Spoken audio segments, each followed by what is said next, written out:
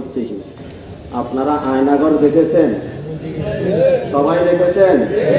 এই দেশ থেকে যে ডাকাইতেরা পলাই গেছে এদেরকে আমি এই আয়নাঘরে ঢুকে মার দেওয়া হবে, কোনো ছাড় নাই, কোনো ছাড় দেওয়া হবে না। যতগুলা পালিয়ে গেছে সব কয়টা গাইনা আয়নাঘরে ঢুকে মারতে হবে, মারতে মারতে মারতে মৃত্যুর স্বাদ এদেরকে দেখাই দিতে হবে।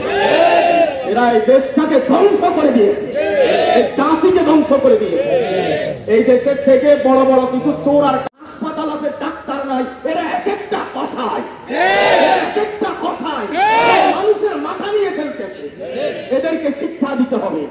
সরকারি অফিসের মধ্যে যে ঘুষ বাণিজ্য চলে এটা অবসান করতেই হবে, এটা অবসান করাই লাগবে, না হয় দেশ পূর্ণাঙ্গ স্বাধীন হবে না। এরপরে বলতে চাই, সরকারি যে সমস্ত কর্মকর্তারা রয়েছে এরা এদের দায়িত্ব ঠিক মতো পালন করে না, এদেরকে এদের দায়িত্ব ঠিক মতো পালন করতে বাধ্য করতে হবে।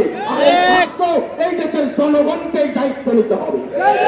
এরপরে আরেকটা কথা বলতে চাই, এই দেশে যারা বর্তমানে ক্ষমতায় মেম্বার চেয়ারম্যান আছে এক একটা চোরে পরিণত হয়েছে, এদেরকেও সঠিক সিদ্ধান্ত দিয়ে সঠিক মতে কাজ উদ্ধার করে নিতে হবে। এই দেশে রাস্তাঘাট সব কিছু ধ্বংস হয়েছে।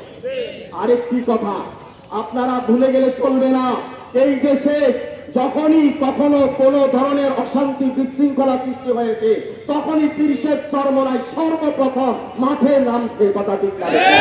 ইনশাআল্লাহ আগামী দিনেও ইসলামী আন্দোলন সমস্ত ময়লা কাপড়া সমস্ত আবর্জনা দূর করে এই দেশকে সুন্দর রূপে উপহার দেওয়ার জন্য ইসলামী আন্দোলনের বিকল্প কিছু হতে পারে না।